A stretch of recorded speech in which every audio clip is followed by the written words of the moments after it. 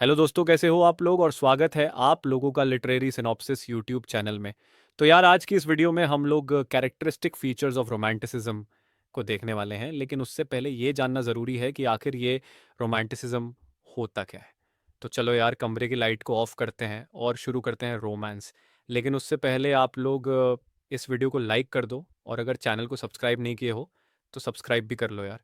और हाँ, आप लोगों को इस टॉपिक का कंप्लीट नोट्स भी डिस्क्रिप्शन बॉक्स में मिल जाएगा, तो आप लोग वहाँ से उसे डाउनलोड भी कर सकते हैं। तो दोस्तों, रोमांटिसिज्म का कैरेक्टरिस्टिक फीचर्स को जानने से पहले हम लोग रोमांटिसिज्म के बारे में थोड़ा सा जान लेते हैं। तो देखो यार, रोमांटिसिज्म और रोमांटिक एज एक ही चीज़ होता है, तो आप लोग कंफ्यूज मत होना। और ये रोमांटिक एज बेसिकली 1798 से लेकर 1837 तक के टाइम पीरियड को बोला जाता है। तो देखो यार, रोमांटिक एज से पहले के जो पोएट्स थे वो लोग अपनी पोएम्स में मेनली लॉजिक और रीजन पर फोकस करते थे। और इनका पोएट्री ना बहुत सारे ग्रामेटिकल रूल्स एंड रेगुलेशंस पर बेस्ड होता था। और ये लोग अपने पोएम्स के थ्रू लोगों को मॉरल लेसन्स सिखाने का कोशिश करते थे। लेकिन लोग ना यार, इस टाइप की पोएट्री को पढ़ करके बोर हो गए थे।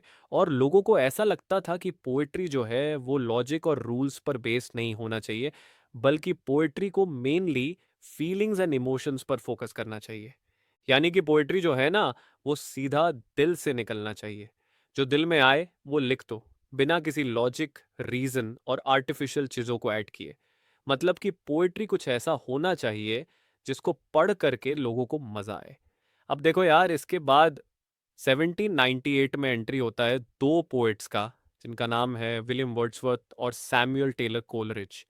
तो दोस्तों, इन दोनों ने मिलकर ना एक बुक पब्लिश किया था जिसका नाम है लिरिकल बैलेड्स।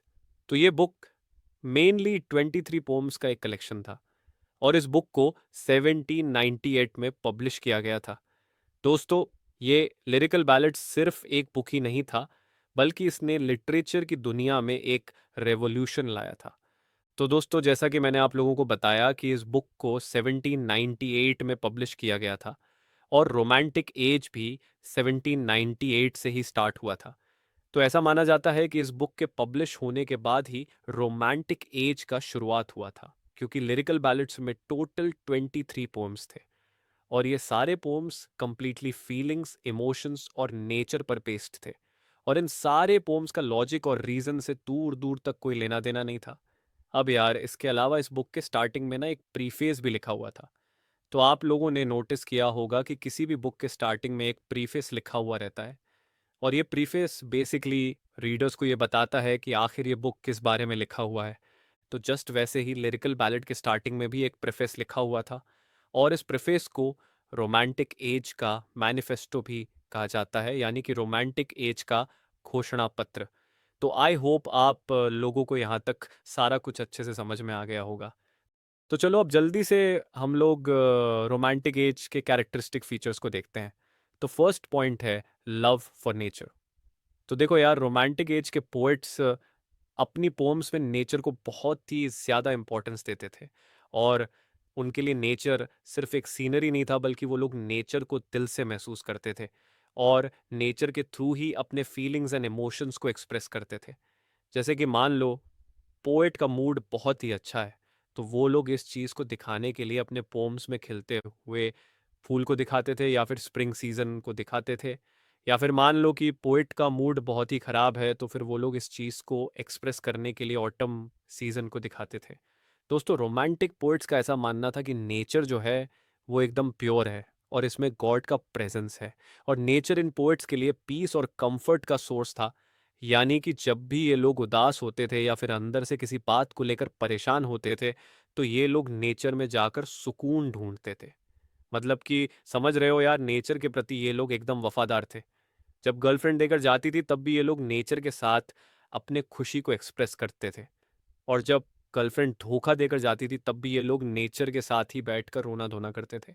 अब नेक्स्ट पॉइंट है emphasis on emotion and feeling.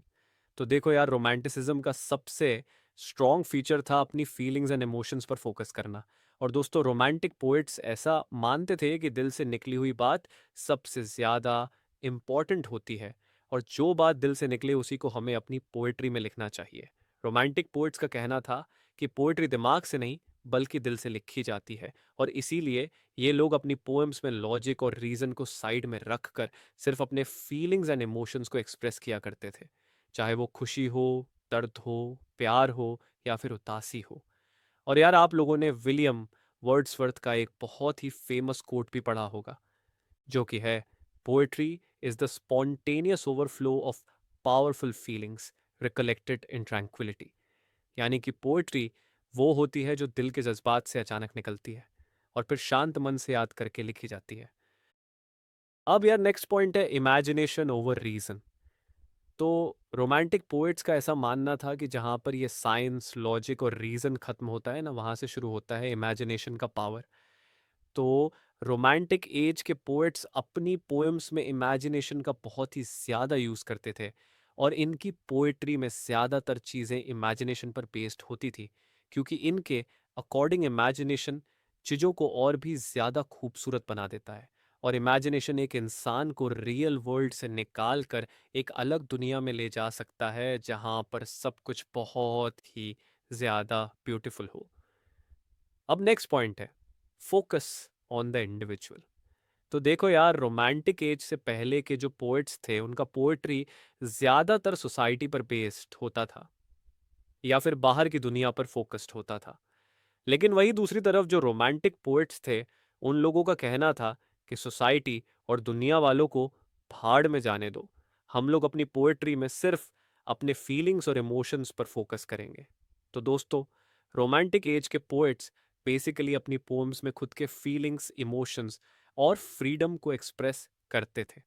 अब अगला पॉइंट है interest in the supernatural and mysterious things. तो देखो यार, रोमांटिक पोएट्स अपनी पोएम्स में सुपरनैचुरल और मिस्टीरियस चीज़ों को दिखाया करते थे। दोस्तों, रोमांटिक पोएट्स अपनी पोएम्स में एक ऐसी दुनिया दिखाते थे जहां भूत, प्रेत, आत्माएं, ड्रीम्स और मैजिक जैसे एलिमेंट्स होते थे।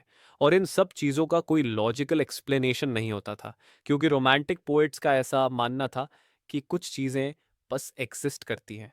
क्यों एग्जिस्ट करती है, कैसे एग्जिस्ट करती है, इन सब चीज़ों को लॉजिकली एक्सप्लेन कर पाना साइंस के लिए नेक्स्ट टू इम्पॉसिबल था। इन सब चीज़ों को बस इमेजिनेशन और फीलिंग्स के थ्रू ही समझा जा सकता है। अब अगला पॉइंट है celebration of common life and ordinary people. तो यार, रोमांटिक एज से पहले के जो पोएट्स थे वो लोग अपने पोएम्स में बड़े बड़े लोगों का जिक्र करते थे और इनकी पोएम्स में किंग्स, क्वींस और हीरोज के लाइफ को दिखाया जाता था। लेकिन वही दूसरी तरफ जो रोमांटिक पोएट्स थे वो लोग अपने पोम्स में कॉमन पीपल के लाइफ को दिखाया करते थे, जैसे कि फार्मर्स हो गए, शेपर्ड्स हो गए। तो इनका पोएम्स ऐसे ही कॉमन लोगों पर बेस्ड होता था। अब नेक्स्ट पॉइंट है सिंप्लिसिटी इन लैंग्वेज। तो दोस्तों, रोमांटिक पोएट्स अपने पोम्स में बहुत ही सिंपल और इजी लैंग्वेज को यूज़ किया करते थे, क्योंकि इनका मानना था कि पोएट्री सिर्फ उनके लिए नहीं होना चाहिए जो हाईली एजुकेटेड है, बल्कि पोएट्री को ऐसा लैंग्वेज में लिखना चाहिए जिसको सभी लोग पढ़ सके। तो ये लोग अपने पोम्स में हाईली पॉलिश्ड और डेकोरेटिव लैंग्वेज को यूज़ ना करके अपने दिल की बात बहुत ही इजी और सिंपल लैंग्वेज में लिखते थे, ताकि सभी उसे पढ़कर एंजॉय कर सकें। अब नेक्स्ट पॉइंट है rebellion against science and industrialisation. तो दोस्तों, romantic poets science and technology और इंडस्ट्रियलाइजेशन के बिल्कुल अगेंस्ट थे, क्योंकि इस टाइम पर साइंस एंड टेक्नोलॉजी बहुत ही तेज़ी से ग्रो कर रहा था, जिसके कारण नए नए फैक्ट्रीज एंड इंडस्ट्रीज एस्टैब्लिश हो रहे थे। और इन सब डेवलपमेंट्स के कारण जो लोग थे वो नेचर और स्पिरिचुअलिटी से दूर होते जा रहे थे और मटीरियलिस्टिक चीज़ों के ज़्यादा करीब होते जा रहे थे। तो romantic poets science and technology और इंडस्ट्रियलाइजेशन के अगेंस्ट आवाज़ उठाते हैं और इनका कहना था कि इन सब चीज़ों के कारण लोग इमोशन लेस होते जा रहे हैं। और इसीलिए ये लोग अपने पोएट्री में साइंस एंड टेक्नोलॉजी को ग्लोरीफाई ना करके बल्कि नेचर के ब्यूटी को ग्लोरीफाई करते थे। तो यार चलो, अब जल्दी से मैं आप लोगों को कुछ फेमस रोमांटिक पोएट्स के बारे में बता देता हूँ। तो फर्स्ट पोएट है विलियम वर्ड्सवर्थ। तो दोस्तों, इन्हें पोएट ऑफ नेचर भी कहा जाता है और ये अपने पोएम्स को बहुत ही सिंपल लैंग्वेज में लिखते थे। इनका कुछ बहुत ही फेमस पोम्स है, जैसे कि lines composed a few miles above Tintern Abbey, I wandered lonely as a cloud, और द प्रेल्यूड। अब नेक्स्ट पोएट है सैमुअल टेलर कोलरिज।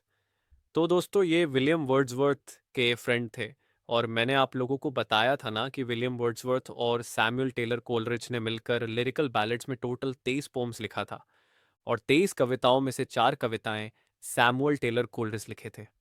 दोस्तों, ये अपनी पोम्स में सुपरनैचुरल और मिस्टीरियस चीज़ों को दिखाया करते थे। इनका कुछ फेमस पोम्स है, जैसे कि the rime of the ancient mariner, Kubla Khan और क्रिस्टबल। अब नेक्स्ट पोएट हैं जॉन कीट्स। तो ये अपनी पोएम्स में नेचुरल ब्यूटी और इमेजिनेशन को दिखाया करते थे। इनके प्रसिद्ध कविताएं हैं ode to a nightingale, ode on a Grecian urn और ओड टू ऑटम। फिर एक और लास्ट पोएट है पर्सी बिशस शेली। ये अपनी पोम्स को फ्रीडम और इमेजिनेशन के फेवर में लिखते थे और सोसाइटी और रिलीजन के अगेंस्ट में लिखते थे। इनके कुछ प्रसिद्ध कविताएं हैं ode to the west wind to a skylark and Prometheus unbound. तो यार, आई होप आप लोगों को ये वीडियो पसंद आया होगा। तो अब जल्दी से आप लोग इस वीडियो को लाइक कर दो, और अगर चैनल को सब्सक्राइब नहीं किए हो तो सब्सक्राइब भी कर लो यार। मिलते हैं नेक्स्ट वीडियो में, तब तक के लिए टाटा बाय बाय।